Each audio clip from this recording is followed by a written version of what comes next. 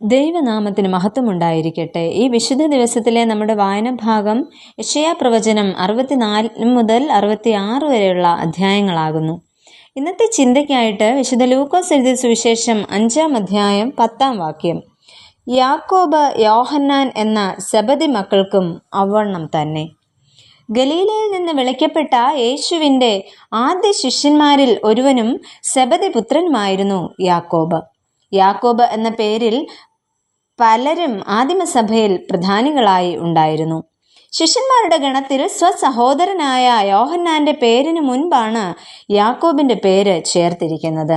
ഒരുപക്ഷെ യാക്കോബ് ആയിരിക്കാം ആ ഭവനത്തിലെ മൂത്ത മകൻ, അല്ലെങ്കിൽ ആ ഭവനത്തിലെ പ്രധാനപ്പെട്ട വ്യക്തി യാക്കോബ് ആയിരുന്നിരിക്കാം. ഈ പേരിന്റെ അർത്ഥം കുതികാൽ പിടിച്ചവനെന്നും ഈ യാക്കോബിനെ വലിയ യാക്കോബ് എന്നും വിളിച്ചിരുന്നു.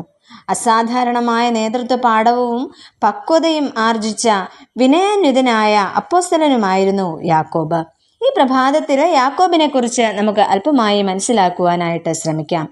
ഒന്നാമതായിട്ട് യാക്കോബിന്റെ കുടുംബ പശ്ചാത്തലവും ശുശ്രൂഷയ്ക്കായുള്ള വിളിയും. ഗലീല കടലിന്റെ സമീപ പ്രദേശങ്ങളിൽ അറിയപ്പെടുന്ന ഒരു വ്യക്തിയായിരുന്നു സെബദി. ഇദ്ദേഹം ധനശേഷിയുള്ള വ്യക്തിയും സ്വന്തമായി പടകും മത്സ്യബന്ധനത്തിന് കൂലിക്കാരും ഉണ്ടായിരുന്നു. യേശുവിൻ്റെ കുടുംബവുമായി വളരെ അടുത്ത ബന്ധമാണ് സെബദിയുടെ കുടുംബത്തിന് ഉണ്ടായിരുന്നത്. സെബദി പുത്രന്മാരുടെ അമ്മ യേശുവിൻ്റെ അമ്മ മറിയയുടെ സഹോദരിയായിരുന്നു എന്ന് ചരിത്രകാരന്മാർ അഭിപ്രായപ്പെടുന്നു. മാത്രമല്ല, യേശുവിൻ്റെ കുടുംബവുമായുള്ള ബന്ധങ്ങളും മഹാപുരോഹിതന്മാരും സമ്പന്നരുമായുമുള്ള പരിചയങ്ങളും സാമാന്യം ഭേദപ്പെട്ട സാമ്പത്തിക നിലയും സെബദിക്ക് സമൂഹത്തിൽ മികച്ച സ്ഥാനം ഉണ്ടാക്കി കൊടുത്തിരുന്നു. പിതാവിനെ യാക്കോബ് മത്സ്യബന്ധനത്തിൽ സഹായിച്ചു വരികയും ചെയ്തിരുന്നു എന്ന് നമുക്ക് കാണുവാൻ സാധിക്കും. രാത്രി മുഴുവൻ അധ്വാനിച്ചിട്ടും ഒന്നും കിട്ടാത്ത രാത്രിയിൽ യേശുവിൻ്റെ വാക്കുകൾ അനുസരിക്കുകയും അങ്ങനെ പെരുത്ത മീൻകൂട്ടം ലഭിക്കുകയും ചെയ്ത സംഭവത്തിന് ദൃക്സാക്ഷിയായിരുന്നു ഈ യാക്കോബ്. ഇതിലൂടെ കർത്താവിൻ്റെ ശിഷ്യഗണത്തിലെ ആദ്യത്തെ 4 പേർ രൂപപ്പെടുകയായിരുന്നു. ഇവിടെ യാക്കോബിനും തൻ്റെ പിതാവായ സെബദിയെയും വള്ളങ്ങളെയും കൂലിക്കാരെയും എല്ലാം ഉപേക്ഷിക്കുക എന്നത് ഒരിക്കലും നിസ്സാരമായ ഒരു കാര്യമായിരുന്നില്ല. എന്നാൽ കർത്താവിൻ്റെ വിളിക്ക് മുന്നിൽ യാക്കോബ് ആ വലിയ കാര്യം ചെയ്യുവാനായിട്ട് തീരുമാനിച്ചു. അങ്ങനെ യാക്കോബ് കർത്താവിനെ അനുഗമിക്കുവാനായിട്ട് ഇടയായി. രണ്ടാമതായിട്ട് യാക്കോബിൻ്റെ രക്തസാക്ഷിത്വം.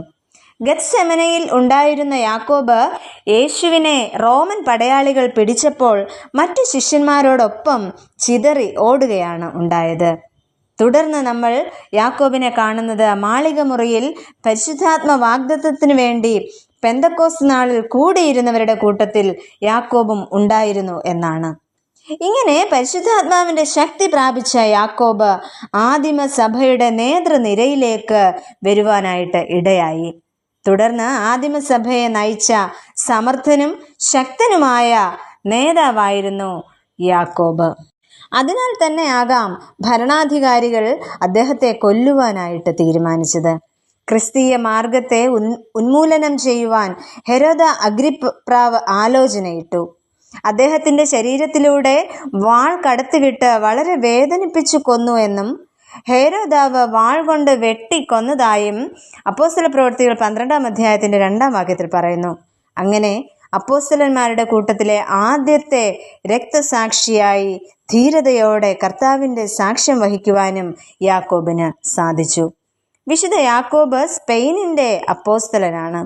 അദ്ദേഹത്തിൻ്റെ സമുദ്രയാത്രയെ അനുസ്മരിച്ചുകൊണ്ട് 3 മുത്തുച്ചിപ്പികൾ യാക്കോബിൻ്റെ അപ്പോസ്തല ചിഹ്നമായി അംഗീകരിച്ചിരുന്നു. ക്രിസ്തുവിന് വേണ്ടി ജീവിത സമർപ്പണം ചെയ്ത് രക്തസാക്ഷിത്വം ഒരു ധീരതയായി കാണിച്ചു തന്ന യാക്കോബ് തുടർന്നുള്ള നൂറ്റാണ്ടുകളിലെ ക്രിസ്ത്യാനികൾക്കും സഭാപിതാക്കന്മാർക്കും ഒരു പ്രചോദനവും മാതൃകയുമായി ജനഹൃദയങ്ങളിൽ ഇന്നും ജീവിക്കുന്നു. നമുക്ക് പ്രാർത്ഥിക്കാം. പ്രിയ കർത്താവേ, ധീരതയും സുവിശേഷ തൽപരതയും ഞങ്ങളിൽ വളർത്തണമേ. ആമേൻ.